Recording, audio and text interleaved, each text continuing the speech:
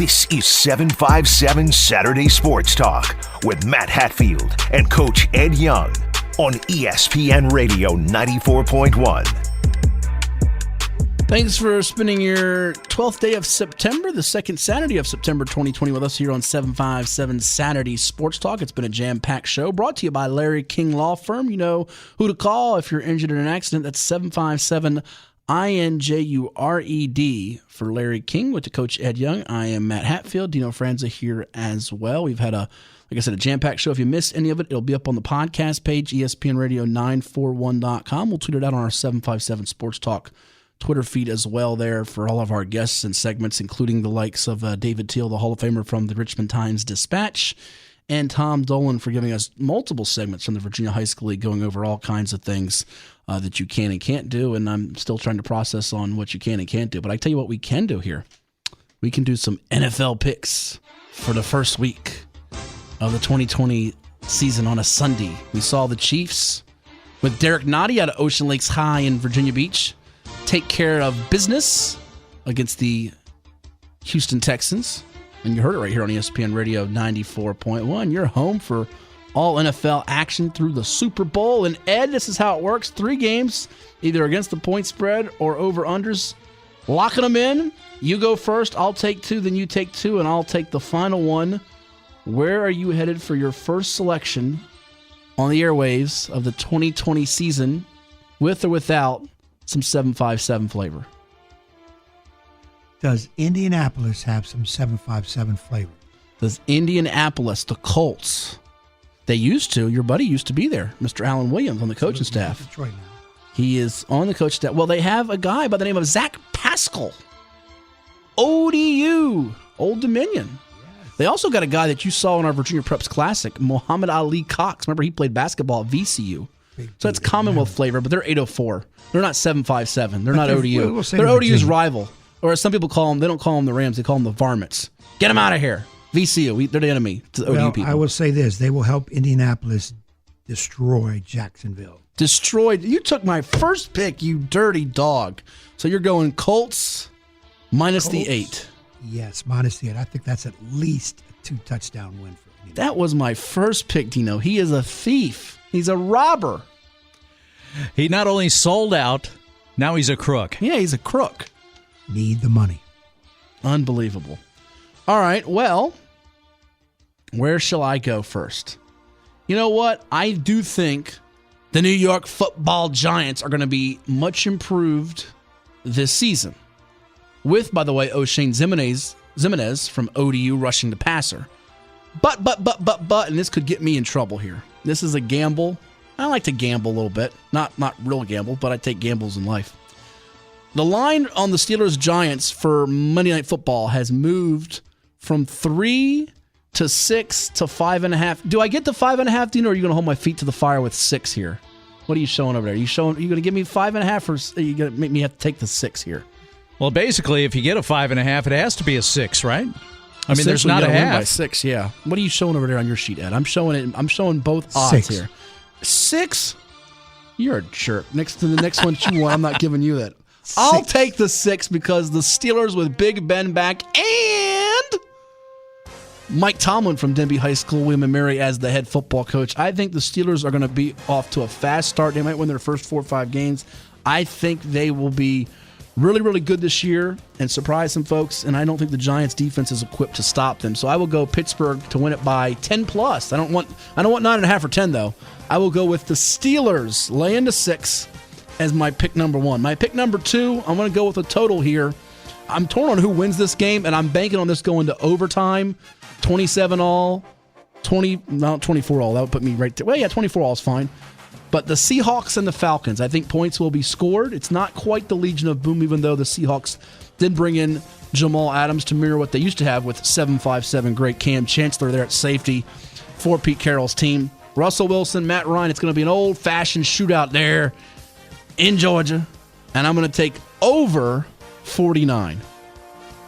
Seahawks, Falcons over 49, and Steelers laying the 6. What else you got, Edward, to go with the Colts laying the 8? Give me New England, which is a -7 over Miami. New England wins by at least 10. At least Cam 10. Newton. You do realize that Replacing Tom the Brady's guy. not there anymore. Okay. Yeah, I was just saying, who's their quarterback before? Their quarterback before Tom Brady? No, before Cam Newton. Who was it? Oh, it was Tom Brady. Yeah. Yeah, I forgot about him already. It's Cam Newton's show now. Okay.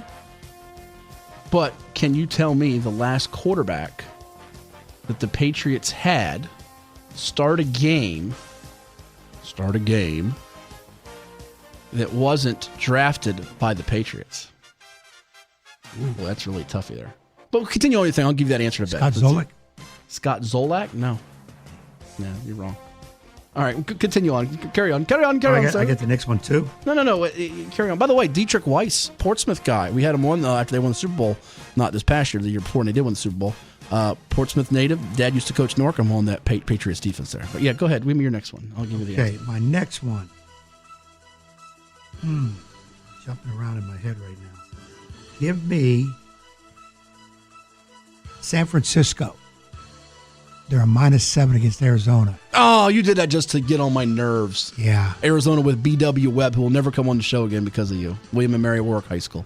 I'm going San Francisco -7. We'll beat Arizona by 14. By 14. By the way, he's a free agent now. He was with them and then he got cut, so forget that. But how much did you say? 14, 2 touchdowns. I don't buy that. Do you, Dino? I think he's making it personal now. I'm buying that one. That's my first buy of the day. That's personal. We got Kyler Murray.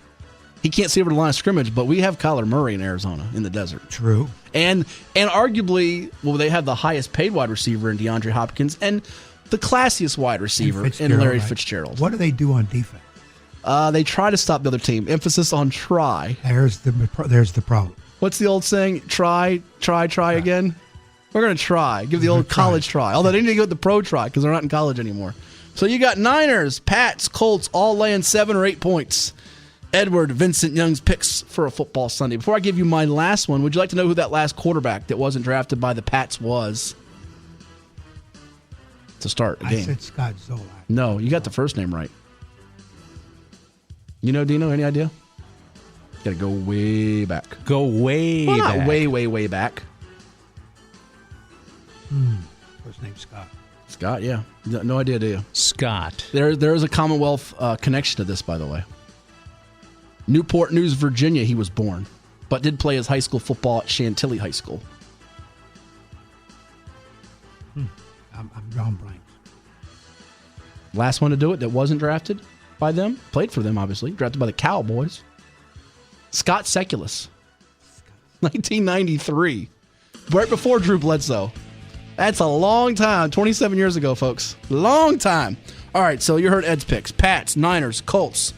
What do I have to go with? Pittsburgh -6, Atlanta, Seattle over 49.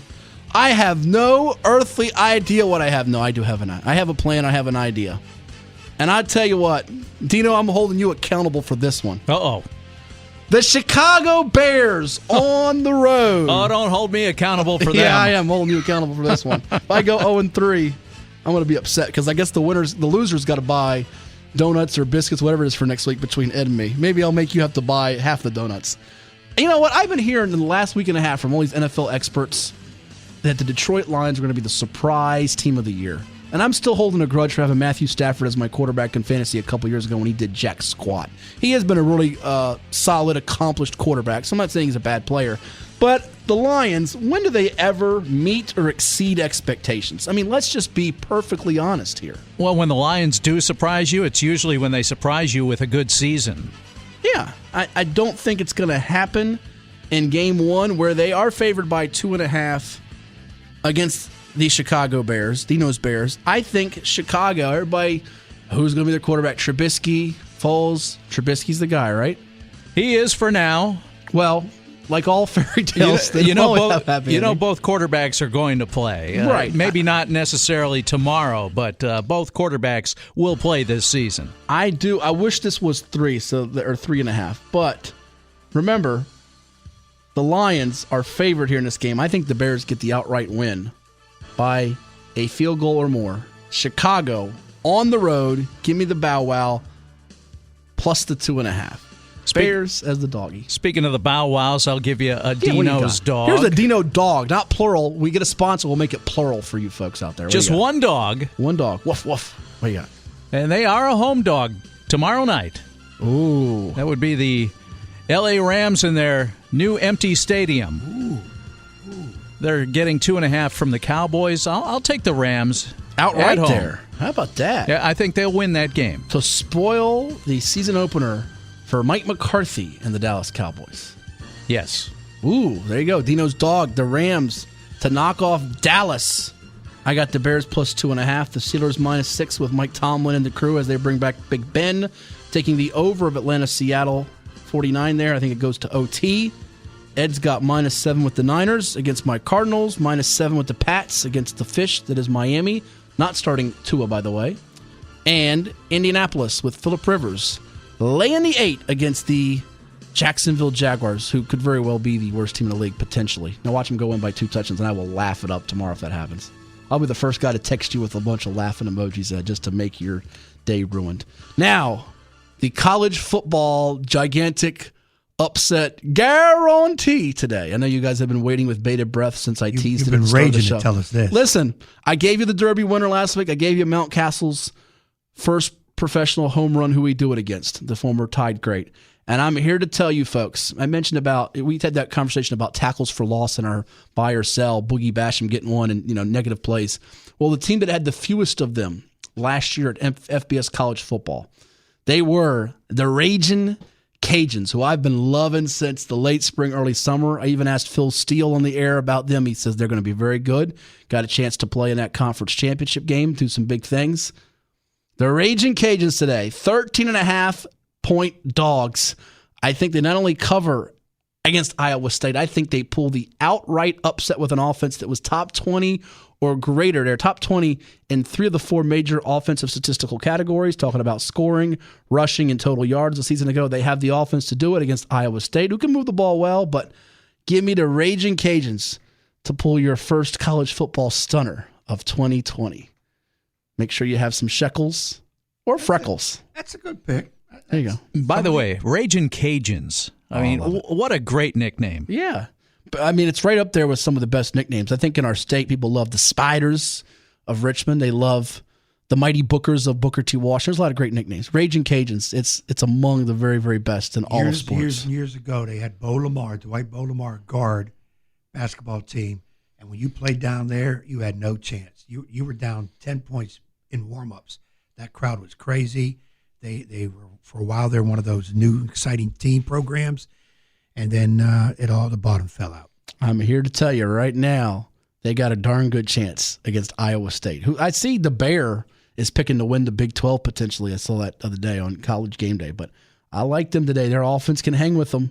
Don't be stunned if they get in there and it's right there. Now, if they lose 35-7, you'll never hear that audio played again on this show. Oh, no. It will be trashed and destroyed. It'll be like it never happened. Yeah.